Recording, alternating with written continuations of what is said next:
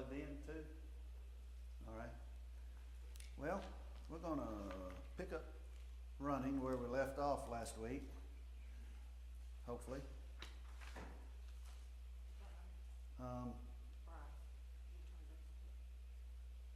Turn it up a little bit. Thank you. Is that any better? All right, thank you.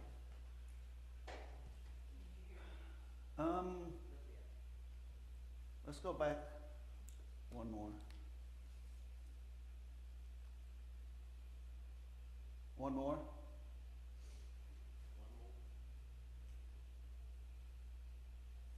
And one more.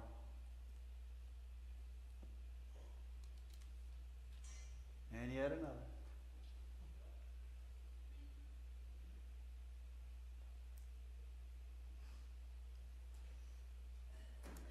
Well, I was looking for the one where one of the grievances that they filed was that they would meet in places that was inconvenient. So you can go back to the other slide we started with, where the meetings would be inconvenience for those that wanted to attend the public meetings or with their legislators. And I wanted to bring up an example for us would be, we have our representatives have offices. Some of them are local, some of them are in Washington. Well, another way that they would make it difficult for us would be to have closed door sessions for hearings and then not tell anybody what is said in them. Or they may meet in the middle of the night to pass a law. Or they may delegate to a non-elected group, say the IRS, the EPA. I don't know if anybody here has ever had to have personal dealings with either of those two, but the government, as we've seen, was supposed to be instituted to represent us and to protect our liberties. Well, if you've ever had to deal with some of the three-letter government agencies, then you don't feel very represented because you can't get a response from them. And that is why our founders never intended for us to elect a representative and then for those representatives to pass their responsibilities off to a non-elected group of people that may sit in an agency for life, no matter who is elected, and operating in ways that will dictate and control our lives every day, and we have no recourse against them. And if I don't forget what I was going to say, there was an example this past week. Oh, yeah. I know nobody's noticed the last couple of years, these hearings where they've been after our current president trying to prove that he colluded with the Russians.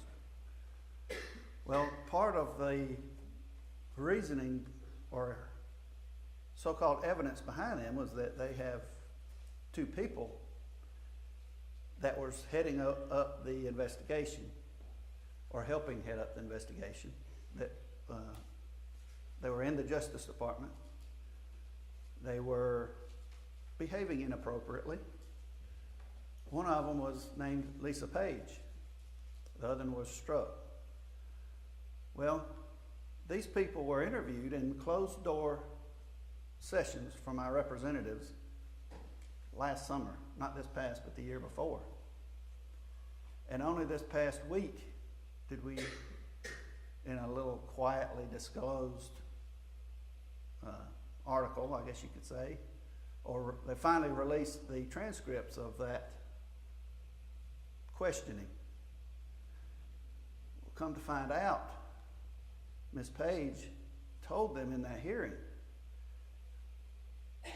that, there was all this collusion with Russia focusing all of our Justice Department in investigating the president, when at the same time there was a lot of hubbub about our former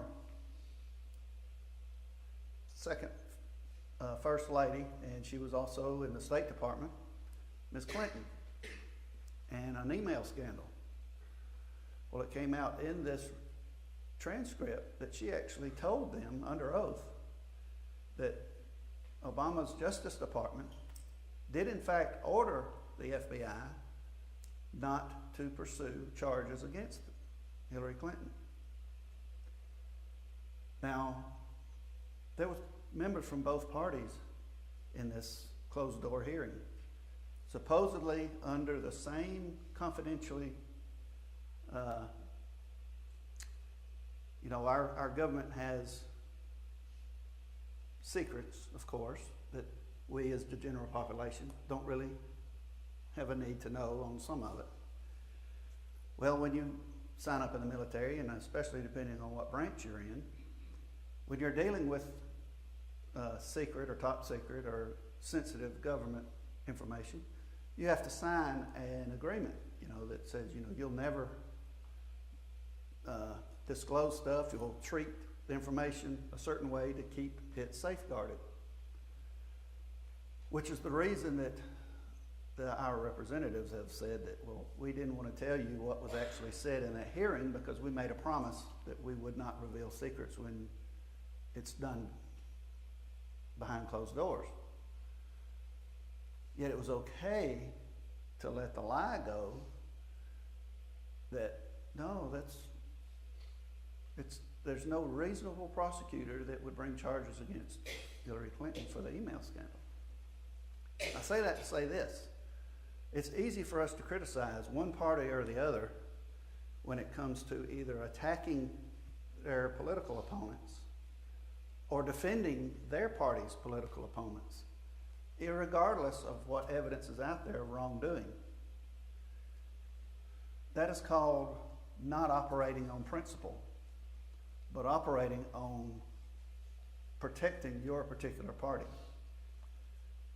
Well, this example right here goes to show that both parties do the same thing to us.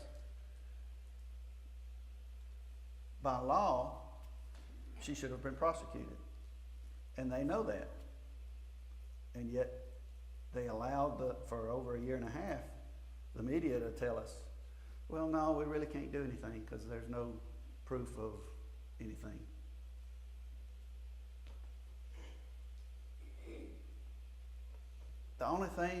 The closest thing that I can think of that compares to us when it has to do with the church would be the way that the Catholic Church operates. Not only the Catholics, but it's the prime example that comes to mind. They have their own political system. They have their own secrets, their own cover-ups, their own misinformation to the general public. And I'm going to have to start wearing a tinfoil hat on my head because Patrick seems to be on the same wavelength that I am. Every time I prepare my lesson, he seems to do his sermon on something that has gone right through my head that week. I can penetrate the tinfoil. 2 layers? Lead line tinfoil then. Where he spoke to what we as Christians not only need to do, but we must do if we're to be the kind of Christians that God has commanded us to be. Not just to learn enough to obey the gospel and then come in here and sit on Sunday mornings, Wednesday nights, sit through Bible study, but we don't ever take up our own study of this book. It'd be like, can somebody else eat for you and you be full? Or do you have to actually take the food, put it in your mouth, chew it up, digest it? Because that's how we have to treat this if we're to grow like he said, and God says that we should. Well, similarly, as citizens, if we have the mentality that, well, I vote every couple of years, so I've done my civic duty, we're no better than, we accomplish no more, we grow no more than somebody that obeys the gospel and then sits in the pew. We have to become Just as we have to be active Christians, we have to be active citizens. And part of that, before you can take action as a Christian to lead somebody else to Christ, to teach them the truth, you have to know the truth. You have to know it good enough to be able to teach it. And I know there's a lot of people here that are teachers, whether it's through a school system or even in Sunday school or Wednesday night Bible study, or even with a personal study with somebody. When you're preparing a lesson to teach somebody, you learn a whole lot more than you do when you're just listening. Well, the same can go for our knowledge of our form of government that God has so richly blessed us with. If we just do like most people in our neighborhood do, they just listen to what people tell them they should believe. And that's all that their faith is based on. Well, if we as citizens believe only what we're told in the school systems today, or what our neighbors are telling us about our form of government, then we can't defend the form of government that our founders established. And when you hear what I just mentioned about what happened in this last week, it should enrage us that that type of thing goes on. And some people it did, but it only enraged them because of which party they're in and which party was doing the complaining. But if we were principled citizens, just like we should be principled Christians, our Christianity is not based on how we feel or what our parents feel or even what just the church that we attend to feels. Our faith should be a principle-based faith, and the principles have to be based on Scripture. So we behave with principles. Principles don't care whose side you're on. It only dictates what's right and what's wrong, regardless of what side you're on. Politically, it's the same way. If we operate on principles instead of defending what our party is, because that's what our party line is towing right now, this kind of stuff would not happen, because it wouldn't matter really which party was in power, whether it's the Democrats or the Republicans, if they operated principally and those principles were based solely on the Constitution instead of what they're told to base them on, we would live in a completely different environment today. They knew that when they wrote the Declaration. And they were saying and listing the principles that their government was destroying their liberties. This was not a complete list. It is most of it. But the point being made that if we don't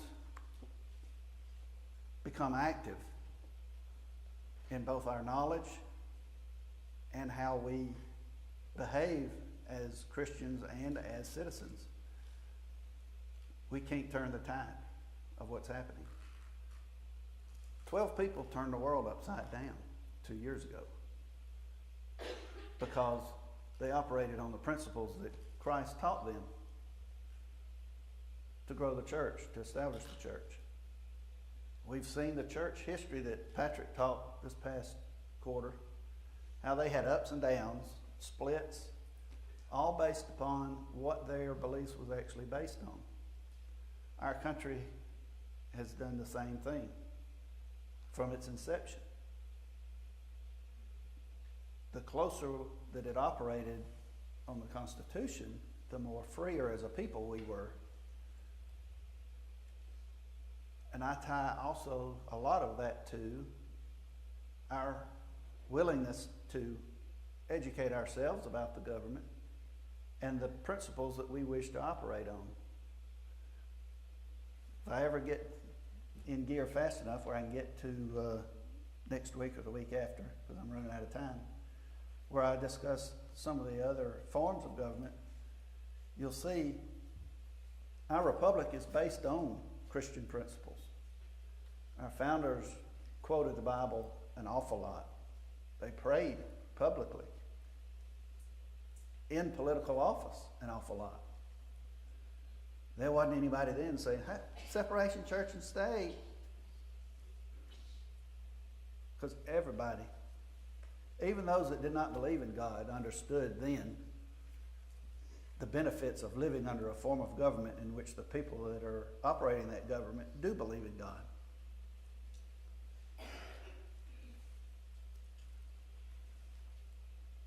So, I'll get off my soapbox now. All right, I think I finished this one last week. So the next slide. In every stage of these oppressions, we have petitioned for redress in the most humble terms. Our repeated petitions have been answered only by repeated injury. A prince whose character is thus marked by every act which may define a tyrant is unfit to be the ruler of a free people. We must therefore acquiesce in the necessity which denounces our separation and hold them as we hold the rest of mankind, enemies in war, in peace friends. So here, they've had, if you look at the events prior to this, it really went back to the early 1700s, where when even Ben Franklin was young, was petitioning for redress of grievances to the British Crown. So you're talking 40, 50 years before this came about, of making the attempt to have the government listen. We've been doing the same thing for a while here, though not very loudly. The other side has. Those that want to change our government to match the other governments around the world have been doing so effectively for 3 or 4 decades. Because it doesn't happen like that. Like they said in the beginning, a long train of oppressions and tyrannies. Next slide. We therefore, the representatives of the United States of America, solemnly publish and declare that these united colonies are and of right ought to be free and independent states. They didn't ask for permission. They didn't check with the Supreme Court first. They have full power to levy war. He's talking about each state. Conclude peace, contract alliances, establish commerce, and to do all other acts and things which independent states may of right do. And for the support of this declaration, with a firm reliance of the protection of divine providence, we mutually pledge to each other our lives, our fortunes, and our sacred honor. So remember, this declaration was made before there was a central government. This declaration made us 13 independent countries, or states. And you see what power they say each state has. They also beg for the protection of God to oversee this transformation. They pledge their lives, their fortunes, and sacred honor. We're going to learn in a little bit what they meant when they pledged their sacred honor. Because all great events in history, anywhere in the world, have not occurred until somebody made a great sacrifice. That's their sacred honor. Because it didn't happen under comfortable conditions for these people. Most of the people that fought for our independence lost everything they had, and most of them were wealthy to begin with. So we're going to see what sacred honor is. I think that's my last slide on that.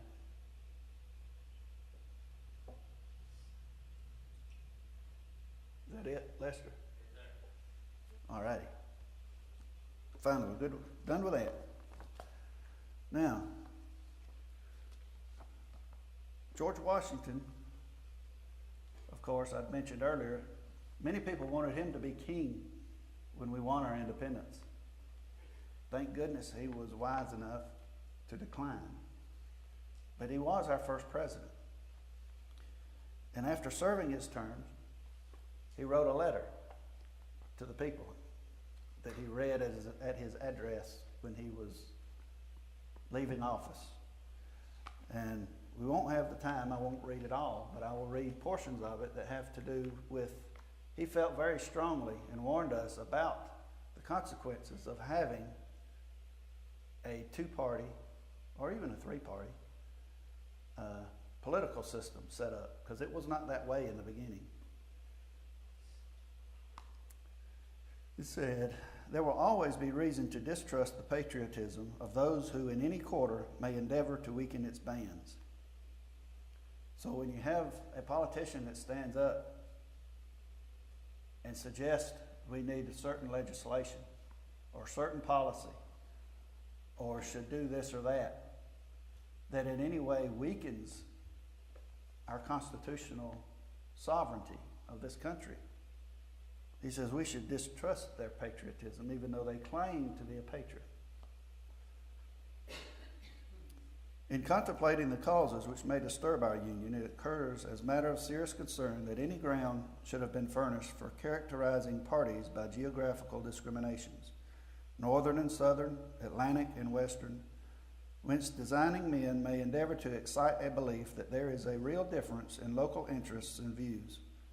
One of the expedients of party to acquire influence within particular districts is to misrepresent the opinions and aims of other districts.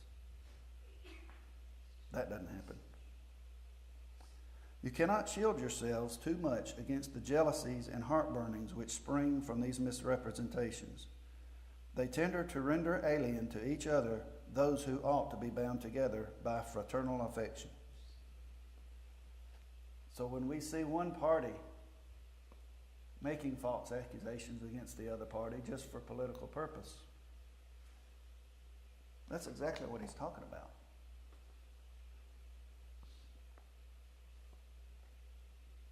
But we should also consider, I've said over and over, there's so much parallels in how we should treat our citizenry and our responsibilities as we as Christians should treat the church. Divisions within a church is just as destructive.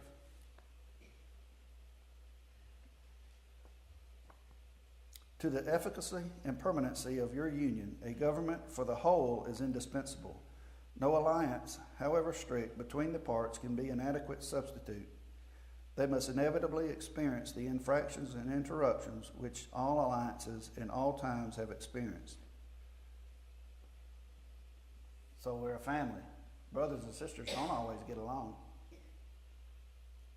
But a family is always stronger than the individual, just as a congregation is always stronger than a single Christian. They recognized back in 1015 when they asked Ethelred to be their king for strict purposes, that as different communities or different states, there's a purpose for a centralized government that would always be necessary. And that's what he's mentioning in this. So that even when the states may have arguments amongst themselves, it's to be handled diplomatically and not to sever the ties that would destroy the union. So respect for its authority, being the federal government and the Constitution, compliance with its laws, acquiescence in its measures, are duties enjoined by the fundamental maxims of true liberty. The basis of our political system is the right of the people to make and to alter their constitutions of government. But the Constitution, which at any time exists, till changed by an explicit and authentic act of the whole people, is sacredly obligatory upon all. Notice he said, till changed by an explicit and authentic act of the people. Well, our Constitution actually has a section in it that defines how it should be changed.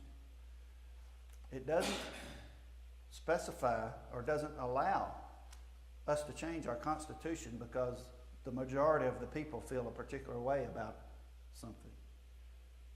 The legislature cannot just make a law to change the Constitution. The Supreme Court of the United States can't just make an opinion that changes the Constitution, constitutionally speaking. Now, they both do just the opposite of what I said, but that doesn't make it constitutional. That doesn't make it lawful. The very idea of the power and the right of the people to establish government presupposes the duty of every individual to obey the established government. And our founders are always adamant to say, as long as it's constitutional. Not just because it's lawful. Because a corrupt legislature, history's proven it. That's what they were fighting against. This whole list. Everything that was done that they were grieving was legal, that the British was doing, Parliament was doing, because there was laws for it. Was it right and was it constitutional in their constitution? No, absolutely not. So we have to be careful to take the mindset, well, there's a law for it, so it's got to be. No, I hope to get to a part to where I can point out a whole list of those such laws still on the books that, in particular, we as Christians cannot follow, much less any citizenry that believes in a constitutional republic. It would be equating to, in the church, well, we think we ought to change worship this way. Let's just add instruments of music. I mean, after all, it's more pleasant. It'll bring in more people. If the elders said so, it's legal, right?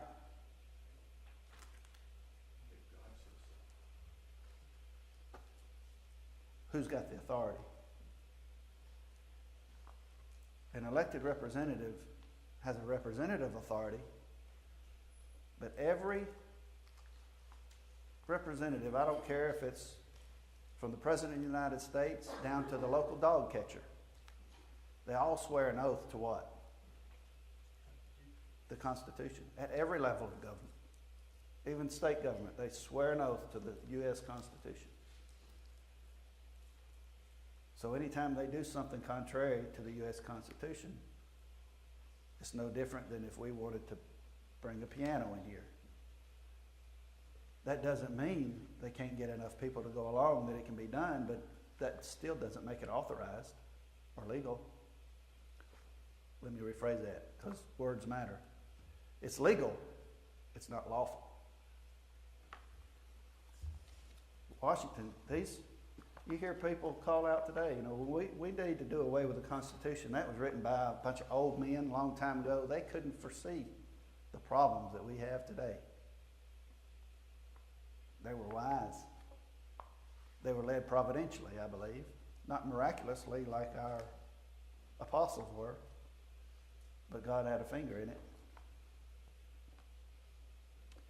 All obstructions to the execution of the laws, all combinations and associations under whatever plausible character, that means for whatever excuse you can think of, with the real design to direct, control, counteract, or awe the regular deliberation and action of the constituted authorities, are destructive of this fundamental principle and of fatal tendency. Every elected representative ought to have to read this. They serve to organize faction, to give it an artificial and extraordinary force, to put in the place of the delegated will of the nation the will of a party, often a small but artful and enterprising minority of the community, and according to the alternate triumphs of different parties, to make the public administration the mirror of ill-concerned and incongruous projects of faction, rather than the organ of consistent and wholesome plans digested by common councils and modified by mutual interests. Speaking of our two political parties, the Democrat Party and the Republican Party, are they a government agency? Are they government? Or are they a private institution? Does anybody know?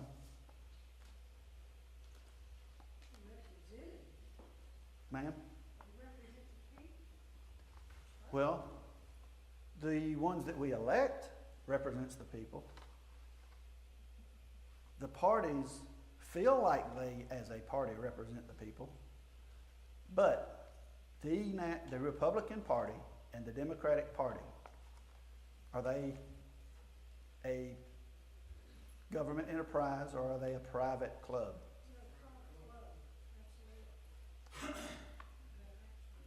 But do they get funding straight from us out of our pockets from the federal government?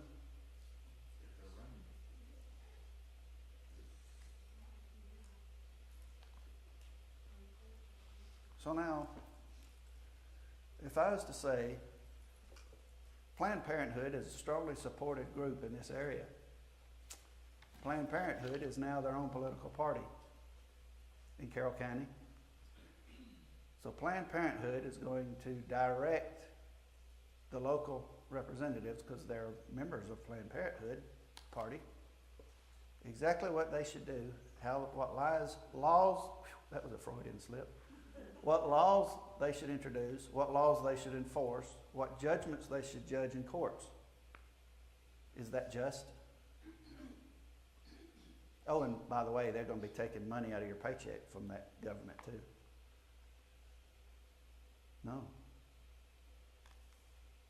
Yet our founders warned us, because they knew all it would end up being is now we have a country that's run by two corporations that fleece us every paycheck.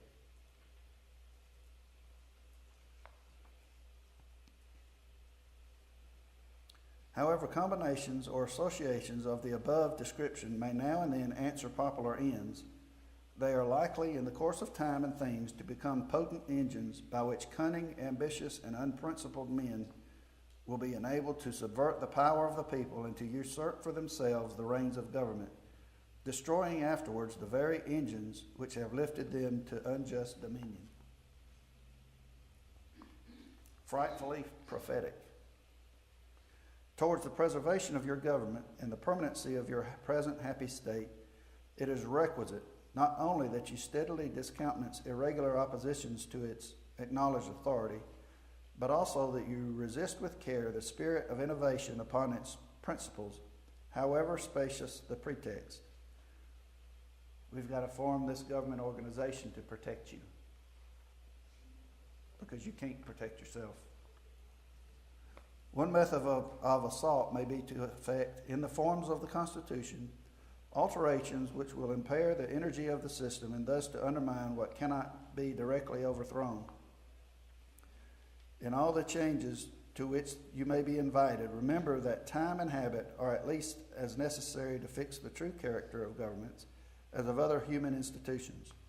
That experience is the surest standard by which to test the real tendency of the existing constitution of a country. That facility in changes upon the credit of mere hypothesis and opinion exposes to perpetual change from the endless variety of hypothesis and opinion. And remember especially that for the efficient management of your common interests in a country so extensive as ours, a government of as much vigor as is consistent with the perfect security of liberty is indispensable. So a lot of the gun laws that are introduced right now are portrayed what? We have to save the children, or we have to save you. We have no facts to back up that this will happen. But we plead on your emotional response that, what, do you want all children to die? That's what he's talking about. Liberty itself will find in such a government, with powers properly distributed and adjusted, its surest guardian. It is indeed little else than a name where the government is too feeble to withstand the enterprise of faction, to confine each member of the society within the limits prescribed by the laws, and to maintain all in the secure and tranquil enjoyment of the rights of person and property. They alternate dominion of one faction over another, one party or another, sharpened by the spirit of revenge, natural to party dissension, which in different ages and countries has perpetuated the most horrid enormities, is itself a frightful despotism. But this leads at length to a more formal and permanent despotism. The disorders and miseries which result gradually incline the minds of men to seek security and repose in the absolute power of an individual. And sooner or later, the chief of some prevailing faction, more able or more fortunate than his competitors, turns this disposition to the purposes of his own elevation on the ruins of public liberty. Without looking forward to an extremity of this kind, which nevertheless ought not to be entirely out of sight, if only he knew. The common and continual mischiefs of the spirit of party are sufficient to make it the interest and duty of a wise people to discourage and restrain it. It serves always to distract the public councils and enfeeble the public administration. It agitates the community with ill-founded jealousies and false alarms, kindles the animosity of one part against another, foments occasionally riot and insurrection. It opens the door to foreign influence and corruption, which finds a facilitated access to the government itself through the channels of party passions. Thus the policy and the will of one country are subjected to the policy and will of another.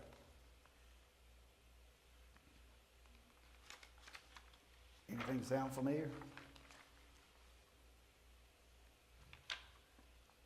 It is important likewise that the habits of thinking in a free country should inspire caution in those entrusted with its administration to confine themselves within the respective constitutional spheres, avoiding in the exercise of powers of one department to encroach upon another. So if we have the executive branch wanting to build a wall, but the legislative branch refusing to fund it, what happens when the executive branch says, well, I'm going to do it anyway? Because that's what he just talked about, operating outside the spheres of their constitutional authority. Now, do we want to be protected, our borders? Absolutely. But when we reach the point to where we're willing to say, okay, we acknowledge the government's out of control, but in order to fix it, we have to give the government more power and more money. That is not going to work.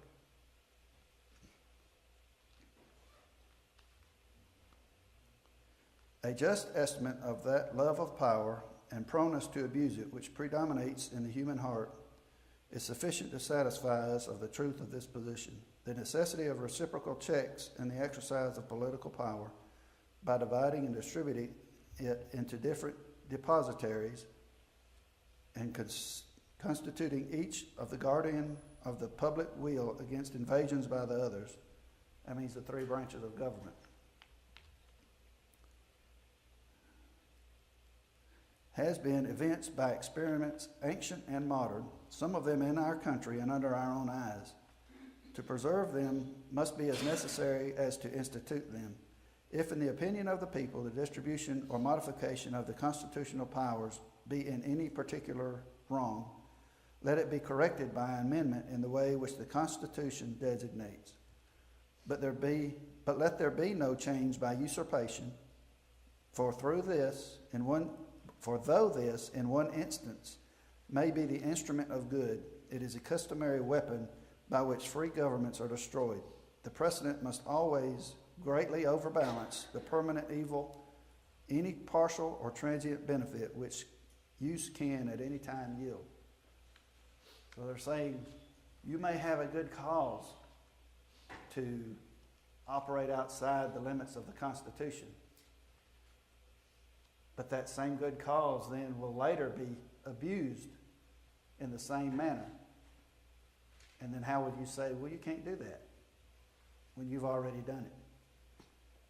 A good example, biblical example, is Haman in the Old Testament. They built the gallows that they were going to hang, was it Mordecai? From? Through political scheming. He thought he was going to build that to hang Haman with. But it ended up being the gallows that he was hung by. We don't want our compromise of allowing the government to operate outside the Constitution, because it's going to give us something we want right now, is not a good precedent to set, because when the other party gets in power, what are they going to do? We've already had current, within this past month, administrations make that exact same claim against Trump's call for the wall. The other side says, well, if you're going to declare that an emergency, then we're going to declare gun violence an emergency. And guess what's going to happen after that? More despotism. Because that will be the excuse for more legislation, more confiscation. I don't think they need excuses. They just do it. Right, well, I don't know how many of you pay much attention, but next week I may mention the Florida law that was introduced this past week. And actually, what is introduced in the state house, the U.S. House, by who many considered a conservative, Marco Rubio, when he ran for president on the Republican Party. But I'm just going to tease you with that, and I'll tell you what he introduced later. You'll be shocked. Our president in Afghanistan